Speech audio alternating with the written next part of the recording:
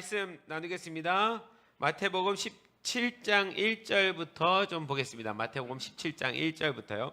지난주에 우리가 마태복음 16장 이야기를 나눴죠. 가이사랴 빌립보에서 예수님이 교회에 대한 말씀하시고 사람들이 나를 누구라고 하더냐 했던 거 기억나시죠? 자, 그 뒤에 17장 1절부터 보십시오. 엿새 후에 예수께서 베드로와 야고보와 그 형제 요한을 데리시고 따로 높은 산에 올라가셨더니 여러분 이 이 지금 본문 읽으면서 목사님 이거 지난 금요일 날 하셨던 설교 말씀인데 오늘 또 왜 갖고 오셨나? 라고 생각하죠? 저도 모르겠습니다. 주님이 다시 하래요. 이 말씀을 다시 전하래요. 그런데 이번 한 주간 동안에 주님이 저한테 이 말씀을 다른 건 아니지만 더 깊이 깨닫게 해주셨어요. 깊이 보게 하셔서 금요일 날 나눴던 말씀이지만 다시 나눕니다. 목사님 설교 준비 안 했나 보다 뭐 이런 생각하지 마세요. 자, 엿새 후에 예수께서 베드로와 야고보와 그 형제 요한을 데리시고 따로 높은 산에 올라가셨더니 여기 엿새 후는 언제부터 엿새 후라고 얘기했죠? 들었잖아요. 언제부터 엿새 후예요? 16장에 가이사랴 빌립보에서 출발해서 엿새 후예요. 알겠습니까? 네. 근데 누가복음에 보면 8일 후에 이렇게 돼 있어요. 이 내용의 본문이 누가복음에는 8일 후로 돼 있어요. 제가 설명했는데 기억나십니까? 왜 마태복음은 6일째라고 표현하고 누가복음에는 8일째라고 표현하느냐? 여러분, 마태복음은 마태가 유대인들을 대상으로 쓴 글입니다. 이걸 읽는 독자가 유대인들이에요. 유대인들이 읽으라고. 예수님이 누군지 유대인들아 너희가 이해해야지 돼. 그래서 유대인들을 독자로 생각하고 유대 방식으로 써서 기록한 글이에요. 유대인들은 날짜를 기록할 때에 왜 그런지 모르겠지만 유대인들은 그런데요. 오늘 출발했어요. 그래서 8일째 여기 도착했어요. 우리는 8일째라고 표현하는데 유대인은 떠난 날과 도착한 날을 안 친대요. 그렇게 계산을 한대요. 그래서 이게 6일째라고 하는 거예요. 근데 누가복음은 누가라는 사람은 의사고 이 사람은 이방인들을 생각해서 이 글을 썼어요. 그러니까 예수님에 대해서 이방인들한테 소개를 해야 되는 마음으로 썼기 때문에 이게 헬라 방식으로 기간을 계산하는 거예요. 그래서 그 당시 헬라인들은 로마인들은 첫째 날 출발해서 마지막 도착한 날, 출발한 날 도착한 날까지 쳐서 계산을 합니다. 그래서 누가복음은 8일째가 되는 거고 마태복음은 6일째가 되는 거예요. 같은 날이에요. 네, 성경 또 틀렸다 막 이러지 마세요. 네. 우리 이번에 박현준 형제가 목자방에다가 뭐 올렸는데 제가 답을 할까 하다가 안 했어요. 계속 고민하라고.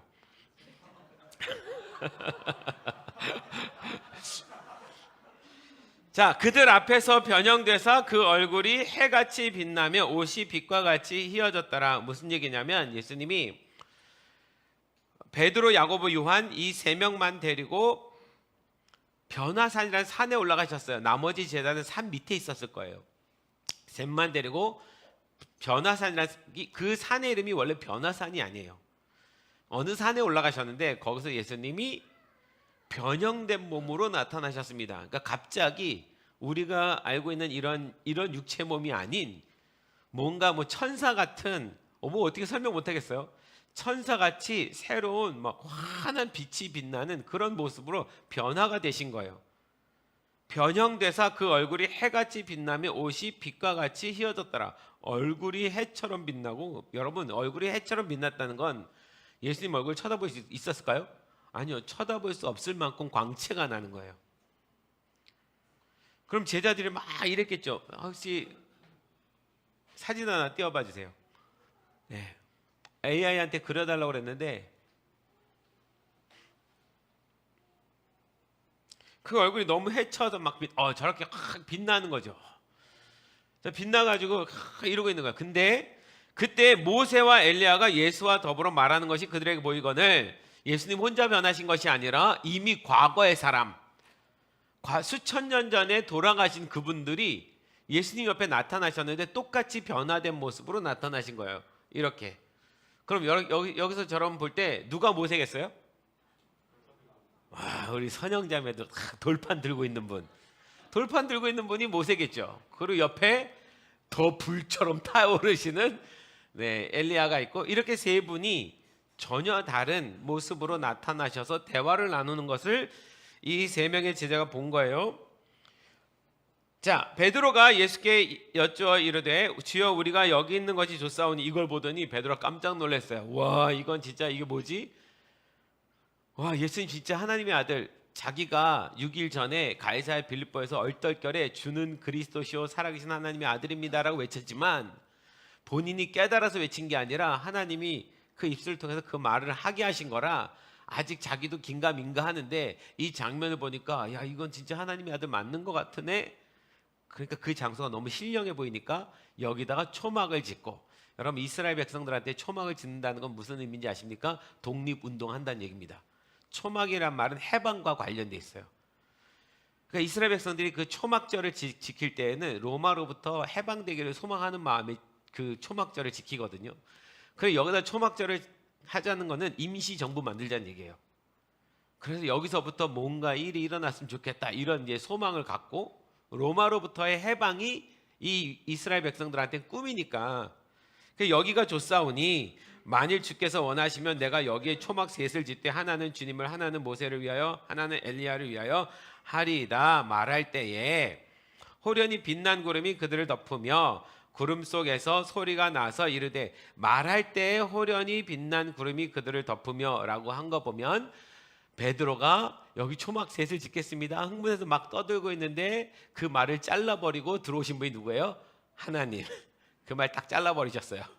어디 쓰잘데없는 소리. 말하는 그 순간에 호련히 빛난 구름이 그들을 덮으며 구름 속에서 소리가 납니다. 지금 베드로가 말하는 이 말은 하나님이 원하시는 말이 아닌 거예요. 그러니까 하나님이 당신의 말씀을 전하십니다. 이는 내 사랑하는 아들이요 내 기뻐하는 자니 너희는 그의 말을 들으라 하시는지라. 제자들이 듣고 엎드려 심히 두려워하니, 예수께서 나와 그들에게 손을 대시며 이르시되 일어나라 두려워하지 말라 하시니, 제자들이 눈을 들고 보매 오직 예수 외에는 아무도 보이지 아니하더라. 아멘.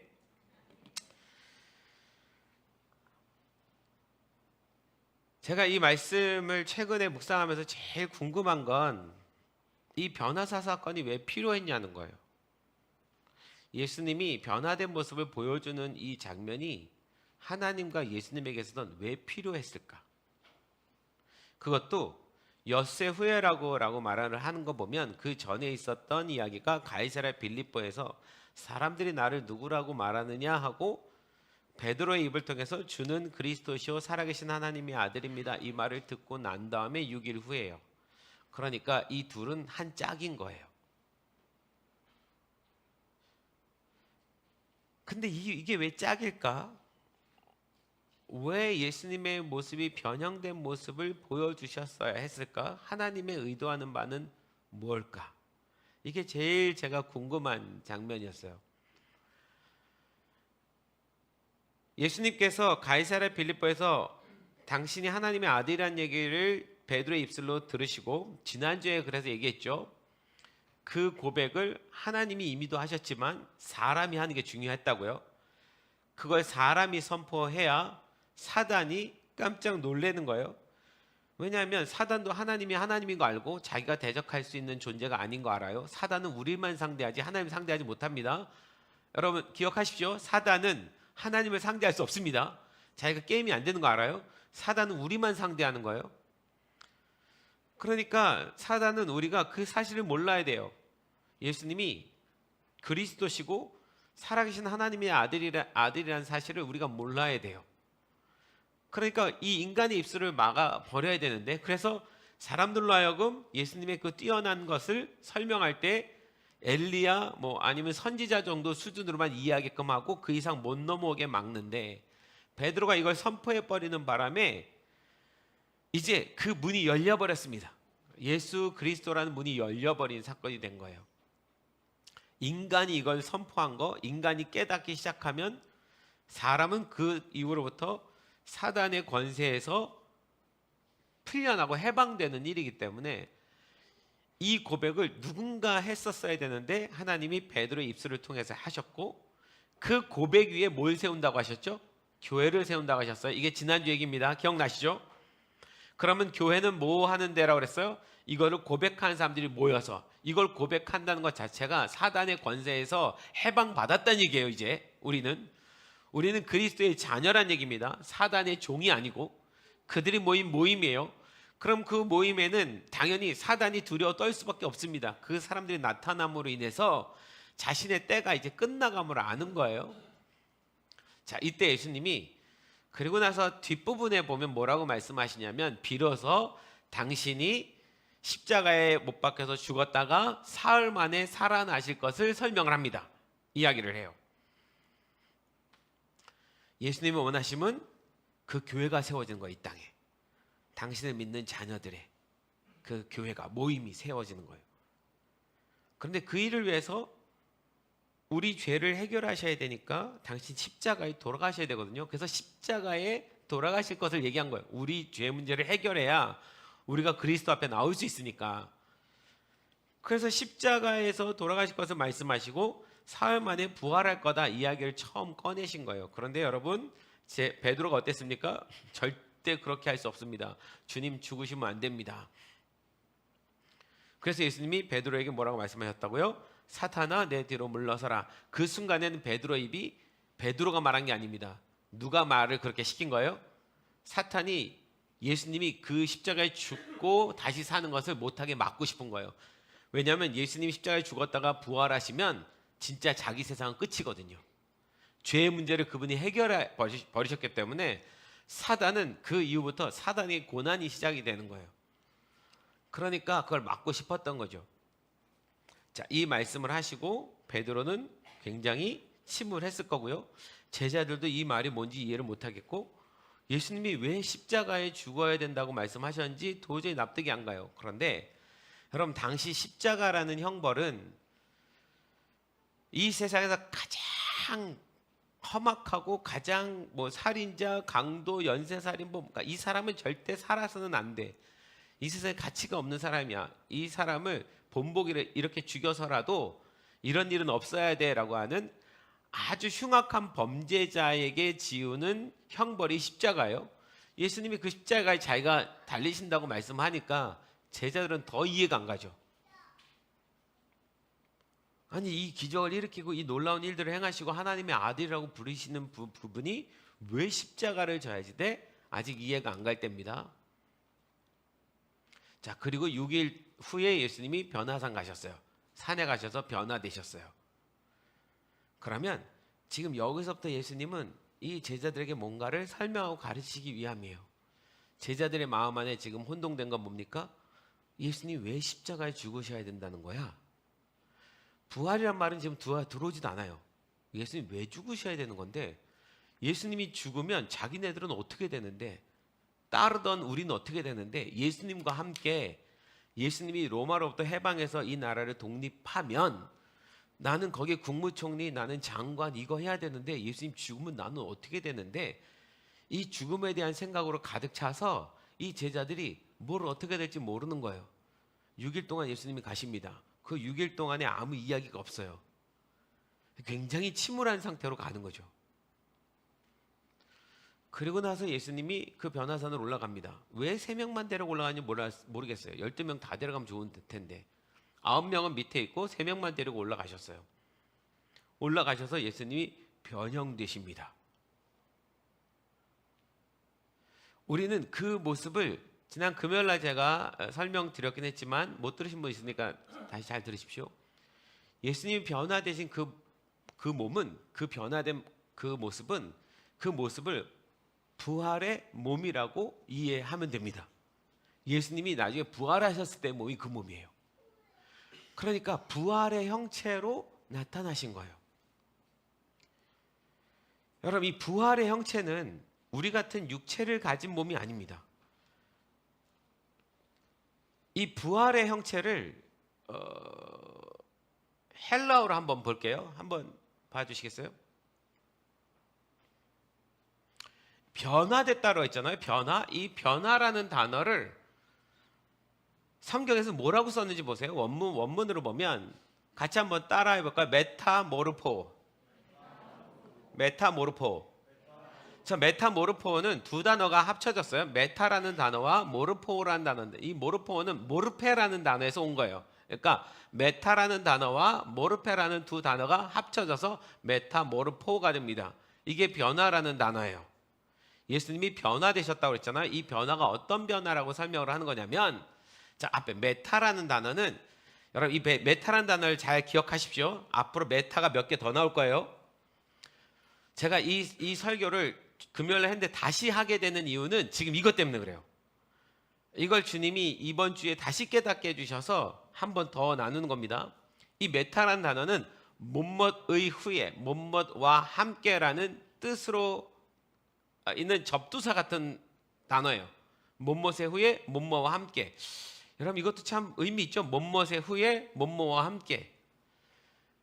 여러분 못못의 후에, 못못과 함께, 여기에 그리스도의 죽음 후에 그리스도와 함께, 이렇게 이해해도 틀리지 않을 것 같아요. 이 단어가 내포하는 의미가 그런 의미가 있습니다. 근데 이 메타라는 단어는 뒤에 다른 단어가 결합되면, 다른 단어가 오면, 그러니까 모르페라는 단어가 오면, 이 모르페라는 이 단어가 어떻게 변화됐다라는 설명을 하는 접두사입니다.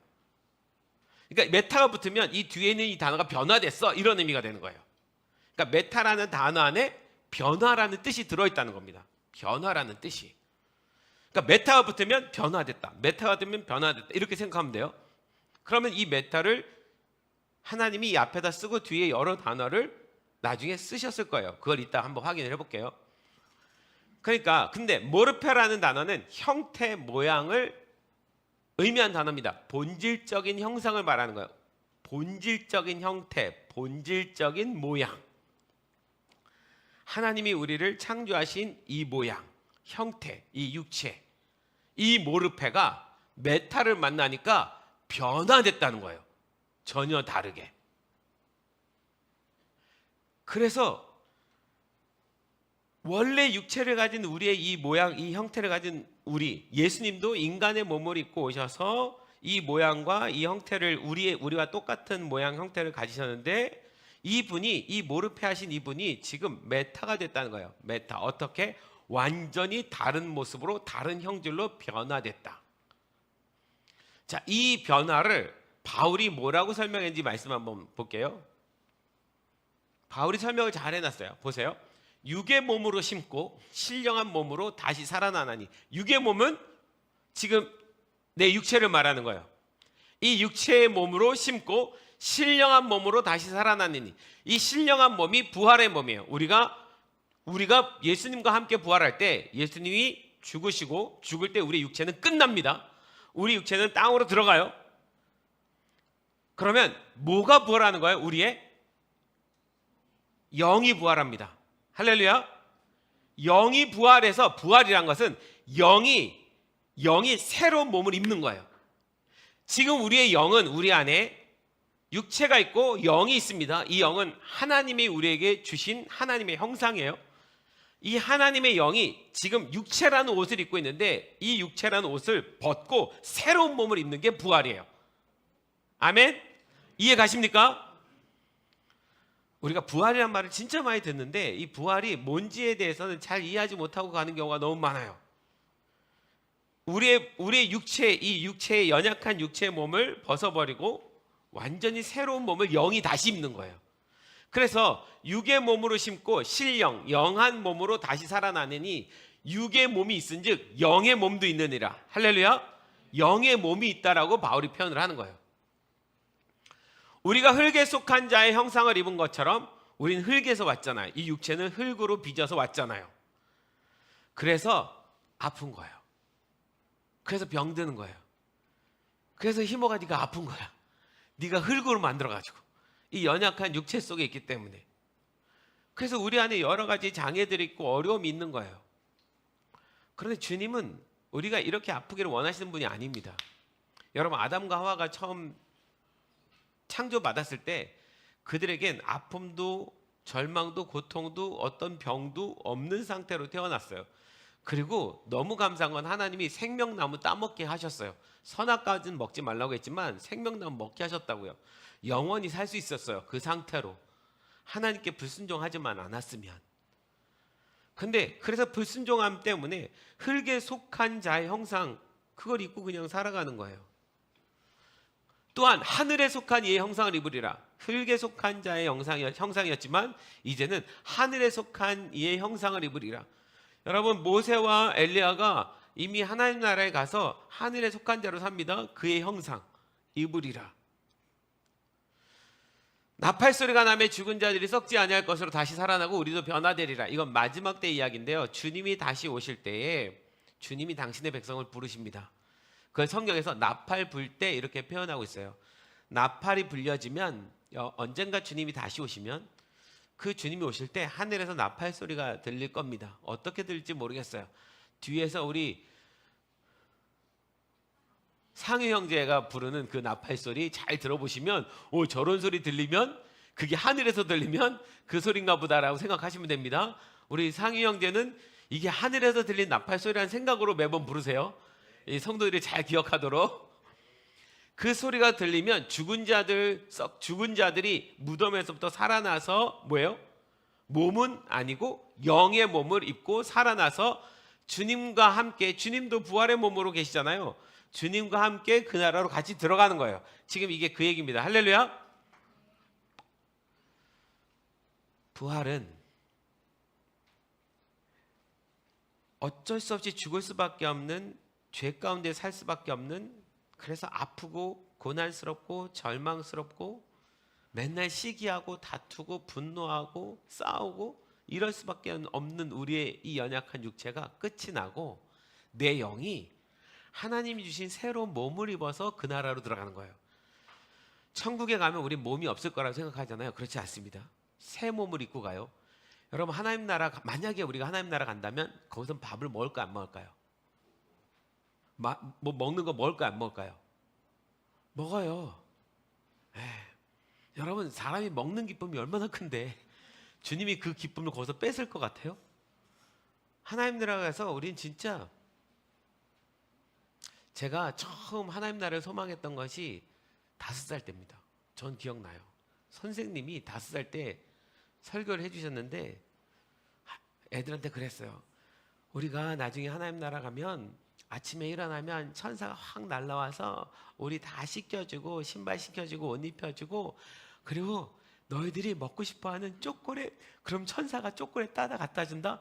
저 어렸을 때 4살 때는 초콜릿이 거의 만나 같은 수준이잖아요.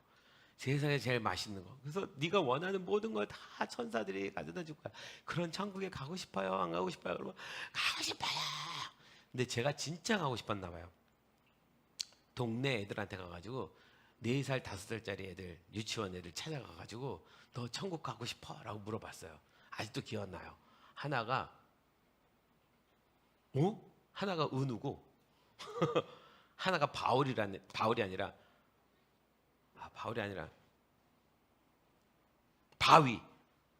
은우와 바위라는 두 아이가 있었는데 저보다 1살 어린데, 너 천국 가고 싶어? 천국에 가면 천사 이렇게 해서 너 매일 초콜릿 먹어야 되고 막. 그러니까 나도 천국 가고 싶어. 그럼 내일 교회 가자. 그래서 제가 최초의 전도를 했던 거 기억납니다. 어렸을 때지만 그게 제 머리에 생생하게 기억나는 건 그 하나님 나라에 가면 너무 좋겠다, 뭐 이런 생각인데, 여러분, 우리가 그 부활의 몸을 입으면 그 부활의 몸은 우리가 여기서 사는 것처럼 똑같이 말도 하고 뭐도 하고 뭐 살 거예요. 천국에 가면 영원히 떠돌아다니는 거 아닙니다. 새로운 몸을 입는 거예요. 아멘? 근데 그 몸은 다시는 병도 없고 다시는 아픔도 없고 절망도 없고 눈물도 없고 뭐도 없는 그런 몸이에요. 그 몸이 우리로 범죄하게 하지 않습니다. 지금 우리의 몸은 우리로 범죄할 수 있도록 눈으로 보고 범죄하고 귀로 듣고 범죄하고 입으로 범죄하고 하잖아요. 몸이 범죄를 하게 하잖아요. 그렇지 않은 주님과 함께하는 완전한 몸, 그게 영의 몸입니다. 그게 부활이에요. 자, 예수님이 그 부활의 몸을 보여주셨어요. 사실 제가 생각할 때 그때 보여주면 안 돼요. 예수님은 십자가에 죽고 나서 부활하셔야 되는데 이후에 부활할 몸인데 그걸 미리 보여줘요? 마치 영화 할 때 한 장면 광고로 미리 보여주는 것처럼 미리 보여줬어요. 아니, 그럼 생각해봐요. 예수님은 십자가에 죽지 않고도 부활할 수 있는 분이네요. 그죠? 십자가를 죽지 않고도 죽고 나서 꼭 부활하는 것이 아니라 그분은 죽기 전에도 부활할 수 있는 분이에요. 부활의 몸을 입을 수 있는 분이에요. 왜 보여주셨을까요? 제자들이 죽음에 대한 생각이 가득 찬데 주님이 제자들한테 소망을 보여주는 거예요. 내가 죽어야 되는 이유는 이 부활 때문이야. 그 부활의 몸을 보여주시는 거예요. 그 소망으로 살아가라고. 이게 부활이야. 부활이 뭔지 모르니까. 사실 그때 제자들이 그걸 이해 못했습니다. 그러나 베드로가 후에, 아주 후에 그 장면이 떠오르면서 부활이 뭔지를 이해했을 때 그 장면이 굉장히 마음에 크게 다가왔을 거예요. 실제로 부활의 모습 봤거든요. 예수님 제자들한테 설명하는 겁니다. 부활이 얼마나 아름다운지를. 부활의 몸을 입는 것이 얼마나 아름다운지를. 여러분 소망하십니까? 여러분 예수 믿으십니까? 예수 믿는 자녀에게 부활의 은혜를 주실 걸 믿으십니까? 그럼 우린 이미 그 부활을 받은 사람으로 살아가는 거 믿으십니까? 이게 왜 중요하냐면 우리가 이 땅에 살면서 육체를 갖고 있는 한 아플 수 있고 고난이 있을 수밖에 없고 힘들 수밖에 없습니다. 육체를 갖고 있는 한 평생 그렇게 살 수밖에 없어요. 누구도 그 고난에서 헤어나올 사람은 없습니다. 육체라는 한계 속에. 주님이 베드로에게 이 변화산의 모습 통해서 우리한테도 뭘 말씀하시냐면 그런데 기억해야지 돼. 이 육체는 언젠가 끝나. 그리고 네가 부활의 몸을 입을 거야. 그 부활의 몸을 입을 것을 믿음으로 생각하고 살아간다면 지금의 이 육체는 내가 견뎌내야 되고 이겨내야 되는 과정에 불과합니다. 나에게 그 부활의 몸이 있다고 그러면 그것이 분명하다면 그것이 믿음이라면 사실이라면 지금 이 순간을 이길 힘이 생기는 겁니다. 할렐루야. 내 미래가 정확하다면 근데 그 미래가 없다면 지금 이 삶은 끔찍해요. 제가 요즘 가끔 그 생각하는데 내가 예수님 몰랐으면 어땠을까? 이 험악한 세상에 내가 살아갈 힘이 있었을까? 이 사람들의 악함 속에 내가 어떻게 버틸 수 있을까? 조금만 세상에 나가도 막 분노해서 막 이래저래 막 이런 세상, 이 무서운 세상을 어떻게 살아갈까? 제 안에 주님이 계시니까 내가 가야 될 나라가 있으니까 내가 입게 될 몸이 있으니까 그걸 소망하면 지금 이 순간을 견디면서 살아갈 수 있는 거죠. 제자들에게 예수님이 그 장면을 보여주신 건 베드로하고 야고보 요한에게 그 부활의 그 몸을 소망하면서 잊지 말라는 거예요. 죽음만 생각하지 말고 이 부활을 보라는 겁니다. 그런데도 불구하고 이 장면에서 제가 아까 얘기했던 중요한 이야기, 예수님은 십자가에서 죽음을 경험하지 않고도 부활의 몸을 입으셨다 그랬어요. 그죠? 입어보셨어요. 그죠? 그런데 그 부활의 몸을 입을 수 있는 그분이 왜 십자가를 져야 돼요? 우리 때문이죠. 우리는 부활할 수 없으니까. 우리의 죄의 문제를 해결해야 우리가 부활하니까. 우리가 부활의 몸을 입기 위해서 그분이 십자가에서 우리 죄를 해결해야만 하는 거예요. 그리고 부활해야 되는 거예요. 우리 아니면 그분은 인간의 육신을 입고 이 땅에 오셨다가도 그냥 자기 스스로 부활할 수 있는 분이라고요. 부활의 몸을 입을 수 있다고요. 그런데 그분이 그 부활의 몸을 그때만 보여주고 다시 인간의 몸으로 돌아오셔서 십자가를 지러 가시는 거예요. 누구 때문에요? 우리 때문에요. 따라해서 누구 때문에? 나 때문에. 할렐루야. 주님은 그렇게 우리를 사랑하십니다. 그 부활의 몸을 우리에게 주고 싶어요. 우리의 이 연약한 육체의 몸을, 이 질고를 내려놓고 그 부활의 몸을 주고 싶은 것이 그분의 소망입니다. 우리 모두 다 받게 될 거예요. 언제요? 여러분이 죽음으로 끝나는 그날. 여러분 장례식장 가면 거기 예수 잘 믿다 가신 분 장례식장 가면 저는 그 생각부터 해요. 좋겠습니다. 당신은 이제 이 육체를 벗었네요. 이제 이 부활의 몸을 입으셨네요. 진짜 행복하겠습니다. 저도 곧 입고 싶습니다. 이게 제가 매일 가서 하는 기도예요. 거기 서 계신 상주들한테는, 울고 계신 분들한테 미안하지만 저는 그분이 너무 부러워요. 그분이 먼저 입으셨어요. 여러분, 이 소망으로 사십시오. 사셔야 됩니다. 부활은 우리에게 이미 주어진 겁니다. 할렐루야. 예수 믿으십니까? 그러면 그 부활은 이미 예수님께서 우리에게 주신 것입니다. 당신의 자녀가 받는 겁니다. 오른손으로 뭔가 잡아보세요. 잡는 듯 해보세요. 자, 주먹 쥐고 잡아.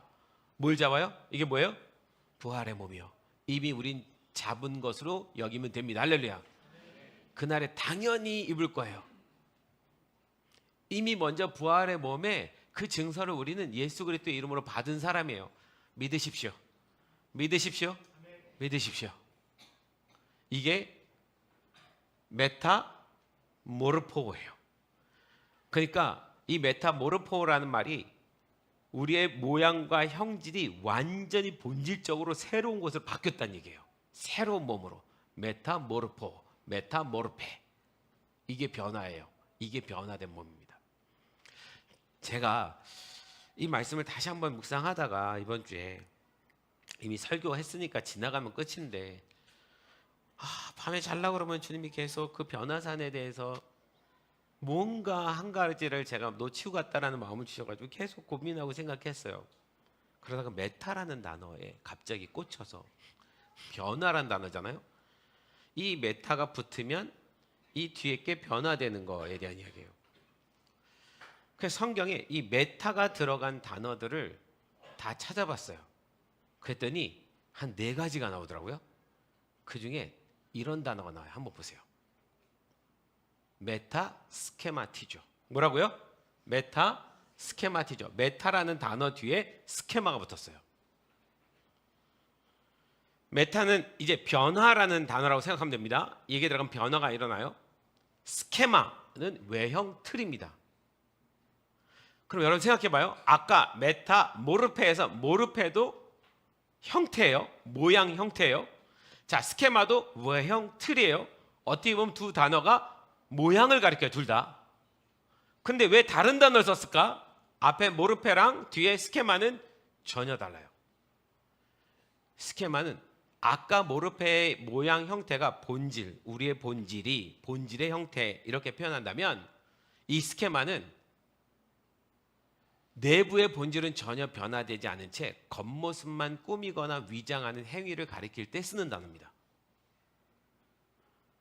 겉모습만 화려하게, 겉모습만 위장해서, 가장해서 그런 것처럼. 그럼 여러분 보세요. 겉모습만 그렇게 변화된 몸처럼, 영광스러운 몸처럼 보이는 존재, 누굴까요? 사탄이죠. 그래서 여러분, 다음 성경 구절 보세요. 이 단어를 어디다 썼는지 보세요. 같이 한번 읽어봅시다. 시작.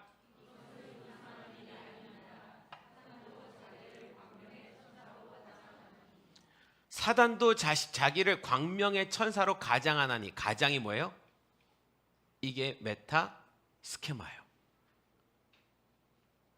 예수님은 메타모르페, 부활의 몸, 변화된 몸, 하늘에 속한 몸을 보여주셨는데, 사단은 흉내내는지 하잖아요. 자기도 광명한 어떤 존재처럼 보이고 싶은 거예요.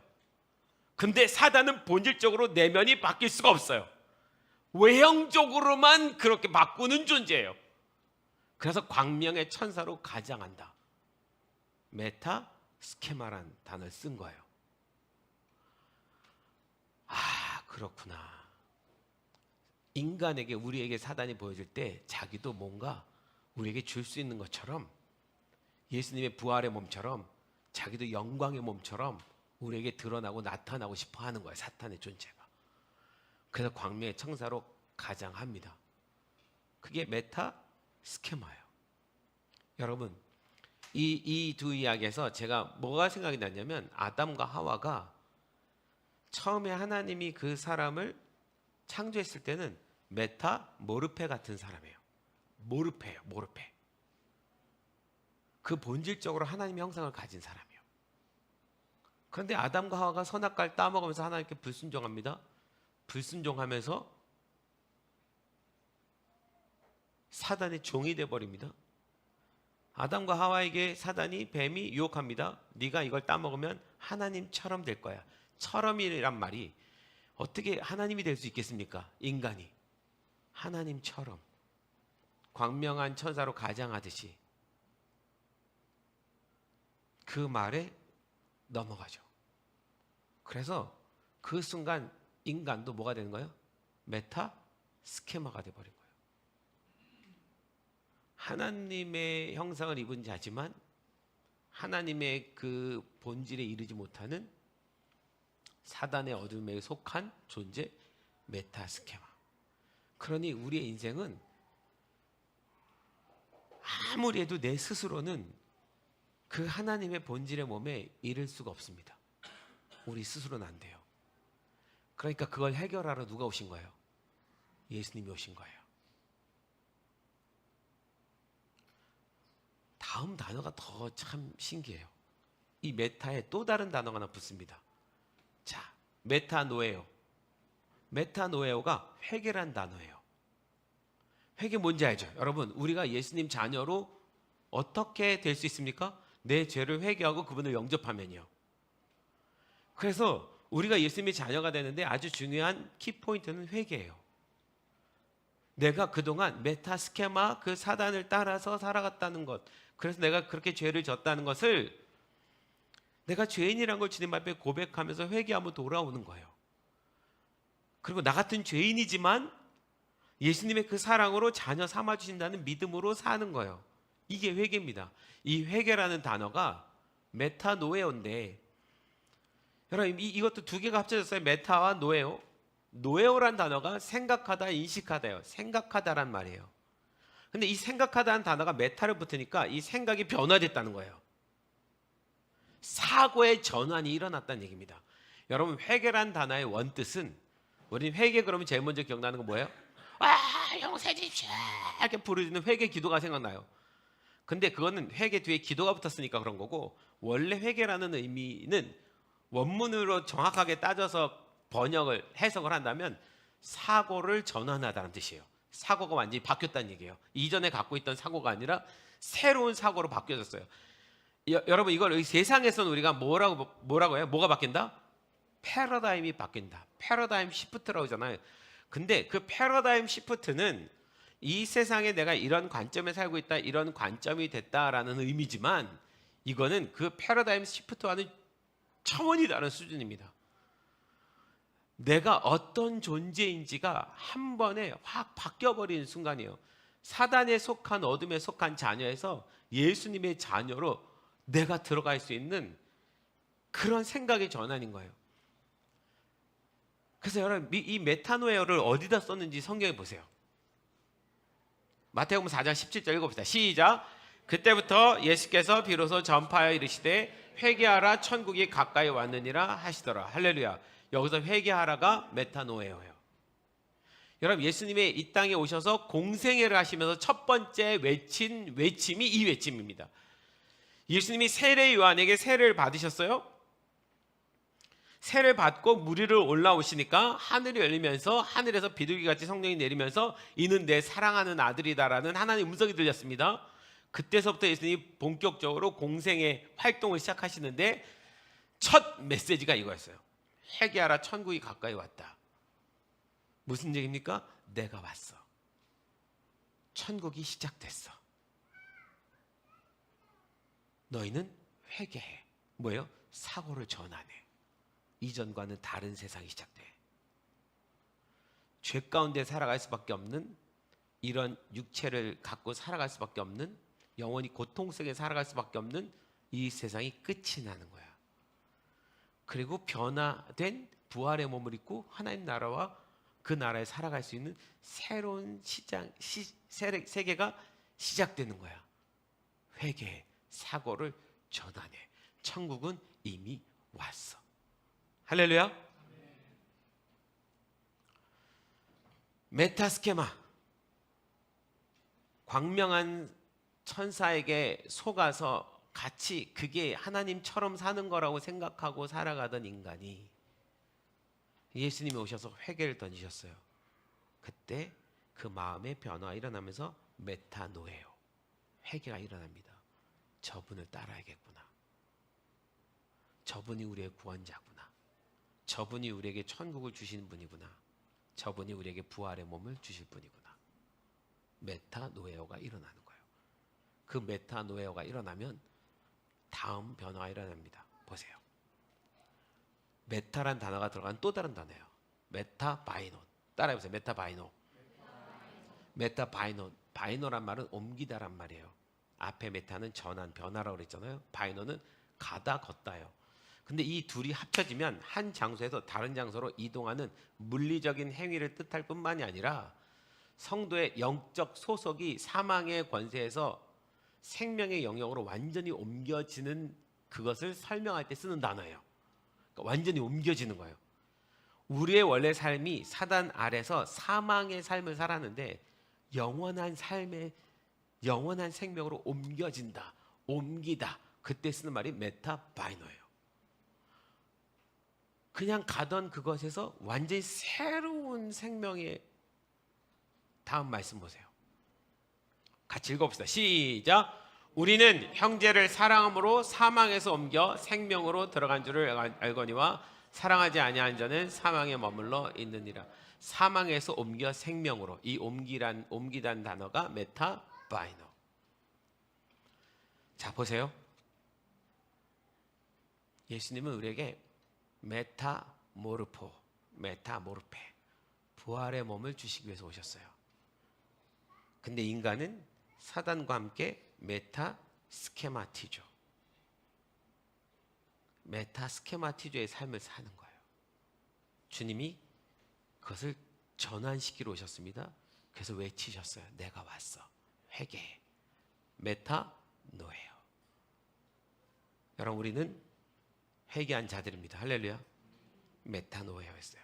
그 메타노예온 한 사람을 주님이 어떻게 하십니까? 메타바이노, 사망에서 생명으로 옮기십니다. 아멘. 우린 사망에서 생명으로 이미 옮겨진 사람입니다. 우리가 죽거나 주님 다시 오실 때 그때 우리는 이 메타바이노한 우리는 어떻게 된다고요? 메타모르포가 되는 거예요. 여러분, 놀랍지 않아요? 전 이 성경이 너무 놀라워요. 메타자가 들어가 있는 단어를 찾아달랬더니 딱 이 단어만 나와요. 성경 전체를 이렇게 설명하고 계셔요.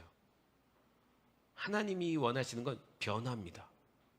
어떤 변화가 일어나느냐가 너무 중요한 거예요.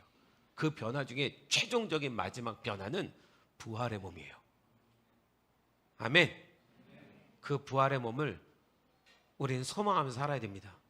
그러면 이 땅에서 지금 살아가면서 우리가 겪는 여러 가지 어려움들, 아픔들, 육체의 연약함 때문에 내 손이 범죄하고 내 눈이 범죄하고 내 입이 범죄하고 그럴 수밖에 없는, 범죄할 수밖에 없는 육체를 가진 이 육체는 어쩔 수 없이 우리를 이 삶 사는 동안에는 고통 속에 절망 속에 끌어가려고 하겠지만 사단도 그렇게 해서 우리를 자기의 노예로 평생을 절망 속에 살아가게 하고 싶겠지만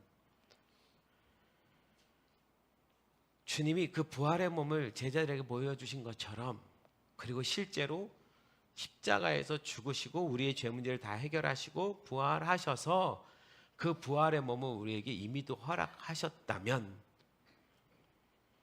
우리가 이 땅에서 겪는 여러 가지 많은 어려움 속에서 특별히 혹시나 육체의 아픔 때문에 겪는 어려움 속에서 희모가 그치?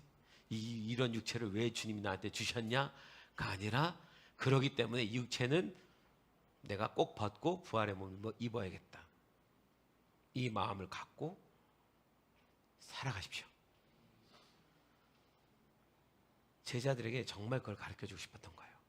부활의 몸이 이거야 라고 보여주는 거예요. 여러분, 소망합니다. 진짜 꿈꿉니다. 부활의 몸 입고 싶습니다. 이렇게 매일 힘들게 살아갈 수밖에 없는 육체는 벗었으면 좋겠습니다. 히브리서에 보면 바울이 그 얘기를 해요. 히브리서 기자가 우리의 장막을 벗는 그날 이렇게 표현을 합니다. 그 장막은 육체의 장막을 벗는 그날을 말하는 거예요.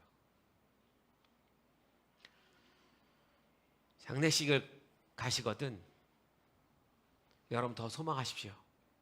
그날이 우리가 부활의 몸을 입는 날입니다. 그러면 우리에게 죽음은 하나도 두렵지 않습니다. 뭐 언제 죽어도 하나님 부르신 날 그날 죽으면 그냥 우린 부활의 몸을 입는 겁니다. 그럼 이 땅 살아가는데 힘이 좀 더 있을 거예요. 주님이 힘있게 능력있게 살아가라고 우리에게 주시는 은혜입니다. 아멘. 이걸 주님이 보여주셨는데 제자들이 깨달았을까요? 못 깨달았을까요? 못 깨달았죠. 여러분 그 장면 보고 베드로가 한 말을 보세요. 주여 여기가 좋사오니 여기에 초막 셋을 짓고 뭡니까? 하나님은 그날에 그분과 함께 메타가 뭐였어요? 못못 후에 못모와 함께 그날에 그분과 함께 입을 그 몸을 보여주는 장면인데 지금 베드로의 생각은 어디에 있어요? 여기 이 세상 여기에 초막셋을 짓고 여기에 임시정부 꾸리고 여기서부터 이스라엘 다시 시작하고 여기서 내가 국무총리 되고 여기서 내가 우리 예수님 너무 불쌍해요. 저는 그 제자들을 데리고 가는 예수님 너무 불쌍해요. 맨날 생각이 그런지 모르겠어요. 근데 그게 우리 모습인 거 아시죠? 그 하나님 말 끊고 들어오시잖아요. 이는 내 사랑하는 아들이다. 우리는 끊임없이 인간적인 얘기예요. 그게 우리 육체가 갖고 있는 한계예요. 우리는 자꾸 여기만 봐요. 주님은 어디 보라고 하는 거예요? 저기 보라는 거예요. 아멘. 저길 봐야 돼요. 우리는 자꾸 이 땅만 봐요. 그게 베드로 모습이에요. 이 베드로와 야고보, 요한이 내려왔습니다. 이건 지난 금요일날 얘기한 얘기인데 18장에 가보면 이 베드로와 이 야고보, 요한과 예수님 내려오셨어요. 내려오셨는데 밑에 9명의 다른 제자들을 만나러 가셨습니다. 그런데 거기서 소란이 일어났어요. 어떤 여자가 귀신 들린 자기 자녀를 데리고 와서 고쳐달라고 얘기했는데 거기 9명 있는 제자들이 못 고쳤어요. 사실 과거에 고쳐본 경험이 있어요. 예수님이 그 은혜 주셔가지고. 근데 못 고쳤어요. 그러니까 이 엄마가 예수님 내려올 때 당신네 제자들에게 고쳐달라고 했는데 못 고쳤습니다. 그러니까 예수님이 이 믿음 없는 자들아 언제까지 하면서 본인이 고쳐주셨어요. 그러니까 나머지 9명은 약간 예수님에게 핀잔을 듣는 듯한 느낌이었을 거예요. 자, 그리고 18장에 넘어가서 제자들이 예수님한테 찾아옵니다. 18장에. 그리고 예수님께 물어요. 예수님, 우리 중에 누가 제일 큰 자입니까? 이렇게 물어요. 이거 왜 물어본다 그랬어요? 제자들 마음 안에 시기가 일어났어요. 예수님이 베드로, 야고보, 요한한테 이거 내가 부활할 때까지 말하지 마라고 얘기했는데 베드로와 야고보, 요한이 얘기했을까 안 했을까요? 여러분 그거 보면 얘기하고 싶어요, 안 하고 싶어요? 여러분 그런 놀라운 장면 보면 막 옆에 가서 내가 이걸 봤어 얘기하고 싶을까요, 안 하고 싶을까요? 하고 싶겠죠. 하지 말라고 했는데 했을 거예요. 그때 이 제자들 안에 갈등이 오고 분열이 오기 시작합니다. 아니 예수님 왜 3명만 데려 올라가? 사람 차별해? 여러분 이 시대에 차별 제일 싫어하잖아요. 왜 차별해? 왜 셋만 데려가? 그리고 우리는 그 귀신 들린 애 못 고쳤다고 우리한테 믿음 없는 자라고 말해? 이거 뭐야? 우리 중에 누가 큰 자야? 그 예수님 앞에 서열 알려달라고 온 거예요. 제자 서열 나열해달라고. 너무 어이없는 우리의 모습 아닌가요? 하나님의 나라와 참 거리가 멀어요. 그래서 성령님이 오셔야 돼요. 이걸 깨닫게 해주시는. 그러니까 제자들이 막 다툰 거예요. 예수님께서 그때 뭐라고 말씀하십니까? 어린아이와 같지 않으면 너희가 으뜸이 되고자 하면 뭐하는 자가 되라? 섬기는 자가 되라. 왜 다툼이 일어나요? 내가 제일 높다는 생각에, 내가 제일 높아지고 싶다는 생각에. 내가 제일 뛰어나고 싶다는 생각에, 내가 제일 인정받고 싶다는 생각에 그것 때문에 시기가 질투가 일어나는 거예요. 여러분 가만히 생각해 보면 내가 어느 날 화가 났을 때, 내 안에 분노가 일어났을 때 보면 그 안에 깊은 속에는 사실은 교만이 있습니다. 내가 옳다라는, 나만이 맞는다라는, 나만이 인정받아야 된다는, 그게 있을 때 사람 안에 시기, 질투, 분노가 일어나는 거예요.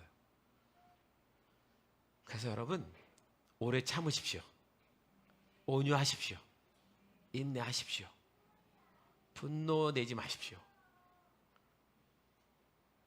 이 부활의 몸, 변화의 몸을 정말 소망하고 믿음으로 사는 사람은 그게 정말 자기의 삶이면 분노하지 않을 겁니다.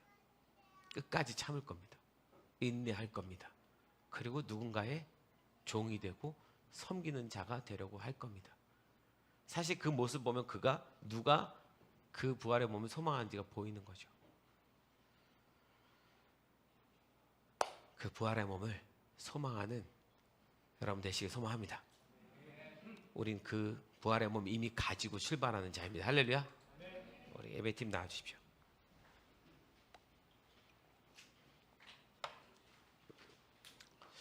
오늘 어려운 단어를 얘기했지만 제가 페이스북에 오늘 원문 글을 다 올려 다시 드릴게요. 기억 못 하셔도 되는데, 변화란 말이 이런 말이구나. 사단이 광명의 천사로 그렇게 가장하는 게 그렇구나. 주님이 회개하라신 것이 이거구나. 우리가 사망에서 옮겨 생명으로 옮겨진다는 말이 이런 말이구나. 예수님이 이걸 위해서 이 땅에 오셨구나. 예수님이 우리의 부활의 몸을 위해서 당신이 십자가로 지셔서 우리의 죄를 해결하여 주셨구나. 그 감사함을 매일같이 묵상하고 누리는 우리 삶이 되어야 됩니다. 우리 이 찬양 같이 부릅시다. 다 같이 일어나 주세요. 가사를 보면 우리 죄 위에 죽으신 주 십자가 그 사랑 감사하네. 날마다 주의 형상대로 변화되리라. 이 말이 중요해요. 날마다 주의 형상대로 변화되어야지 됩니다. 주님이 부활의 몸을 입은 그 변화대로, 그 형상대로 우리도 주님과 함께 변화되어야지 됩니다. 십자가 우리를 새롭게 하네. 십자가 없이 부활이 없습니다. 저도요, 제 인생에 고난 없으면 좋겠고, 힘든 일 없으면 좋겠고, 평안했으면 좋겠고, 뭐든지 다 잘 됐으면 좋겠어요. 그런데 생각해 보니까 십자가 없이 부활이 없어요. 십자가를 지나지 않고 부활을 경험할 수 없습니다. 어리석은 이 제자들이 나중에 어떻게 됐는지 여러분 기억하시죠? 진짜 그들이 그 믿음이 생기니까 십자가의 길을 따라가잖아요. 예수님이 마태복음 16장 거기서 내가 십자가에 죽고 사흘 만에 다시 살아나야 된다 말씀하신 다음에 그 말씀하셨어요. 누구든지 나를 따라오려거든 자기 십자가를 지고 나를 따를 것이니라. 죄송한데요, 부활의 몸에 소망을 가진 자들에게 십자가는 있습니다. 근데 이 십자가는 달라요. 이전의 십자가는 나의 육신의 연약함 때문에 일어나는 아픔과 절망이지만, 예수님을 믿는 그 이후에 내 십자가는 자기를 부인하는 십자가예요. 나의 메타스케마티조 같은 삶, 그 삶을 부인하고 그 누군가를 위해서 섬기는 자로 낮아짐으로 일어나는 고난들이에요. 그 십자가를 지나야 진짜 부활을 경험하게 돼요. 그렇게 십자가 우리를 새롭게 해줄 겁니다. 찬양합시다. 우리 죄 위에 죽으신 주 십자가 그 사랑 감사하네. 날마다 주의 형상대로 변화되리라. 십자가 우릴 새롭게 하리. 처음부터 한번 다시요. 우리 죄 위에 우리 죄 위해 죽으신 주 십자가 그 사랑 감사해 날마다 주의 형상대로 변화되리라 십자가 우릴 새로 한 번 더 고백합시다. 우리 죄 위에 죽으신 주 우리 죄 위해 죽으신 주 십자가 그 사랑 감사하네. 십자가 그 사랑 감사해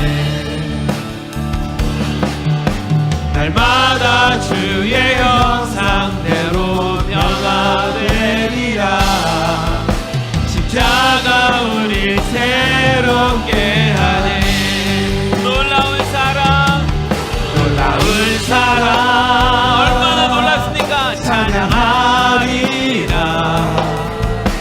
우리를 위해 생명 주셨네 놀라운 사랑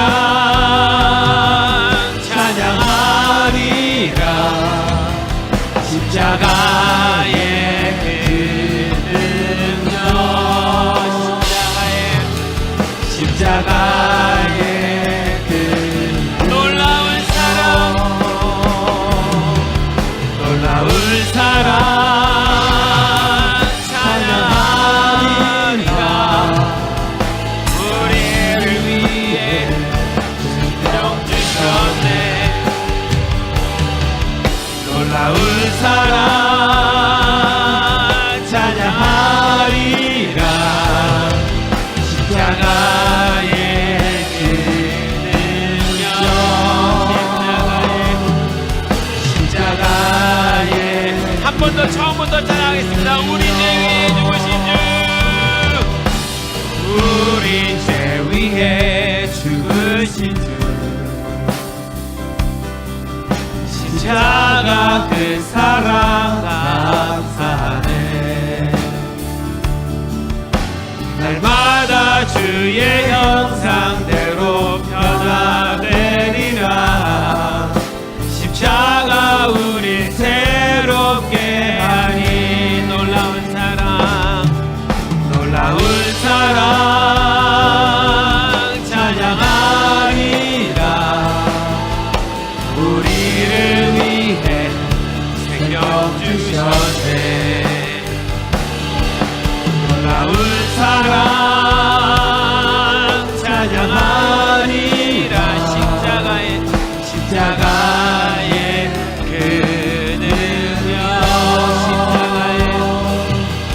십자가의 두 손을 주님께 좀 드리면서 놀라운 사랑 다시 한번 찬양합시다. 놀라운 사랑 놀라운 사랑 찬양하리라 우리를 위해 생명 주셨네 놀라운 사랑 찬양하리 십자가의 능력 십자가의 능력 십자가의 다시 한번 더 십자가의 그 능력 십자가의 그 십자가의 그 능력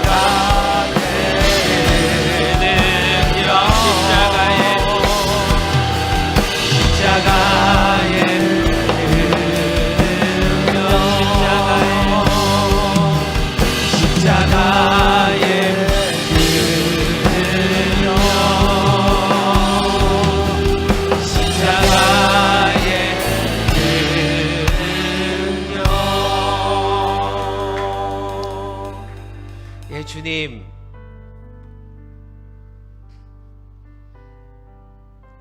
아담과 하와의 그 범죄 이후로 우리의 육체는 사단의 종로로 탈 수밖에 없었지만, 그래서 죄를 짓고 병이 오고 아픔이 있고 고통이 있고 절망이 있고 좌절이 있고 그럴 수밖에 없는 우리의 육체였지만, 주님, 이 육의 몸을 끝내시고 우리에게 그 영의 새로운 몸을 입혀주시기 위해서 이 땅에 오신 예수는 믿습니다. 우리의 육체의 이 모든 죄의 문제를 해결하시고 하늘의 형상을 입은 자의 형상으로 우리를 변화시켜 주실 것을 믿습니다. 그럼에도 불구하고 우리가 이 땅에 여전히 살아가는 이유는 우리에게 이미 주신 부활의 영광이 있지만, 이 땅에서 믿음으로 더 낮은 자로 사람들을 섬기고 땅끝까지 복음을 증거하는 그 일에 우리를 부르셔서 우리가 우리의 구원을 위해 져야 될 십자가는 없지만, 고난은 없지만, 예수 그리스도의 몸된 교회를 위하여 우리가 채워야 될 그 고난을 채우며 살아가게 하시는 줄 믿습니다. 주님, 잊지 않겠습니다. 언젠가 이 육체를 벗고 영의 몸, 부활의 몸 입을 것을 믿습니다. 그날의 주님과 함께 그 하나님의 나라에서 영원히 아름답게 평화롭게 살아갈 것을 믿습니다. 주님, 이 땅이, 이 세상이 너무 혼란스럽습니다. 육체 가운데 사는 세상이라, 어둠의 사단 가운데 존재하는 세상이라, 그들의 노예된 세상이라 다툼밖에 없고 싸움밖에 없습니다. 누가 옳으냐 그르냐 이 싸움이 끝이 없습니다. 주님은 우리에게 사랑을 가르쳐 주시는데 우리는 판단자가 돼서 항상 누가 옳으냐 그르냐를 묻는, 마치 하나님처럼 되어버렸습니다. 주님은 하나님 나라에서 으뜸이 되고자 한다면 더 낮아지는 자가 되고 섬기는 자가 되라고 하셨는데,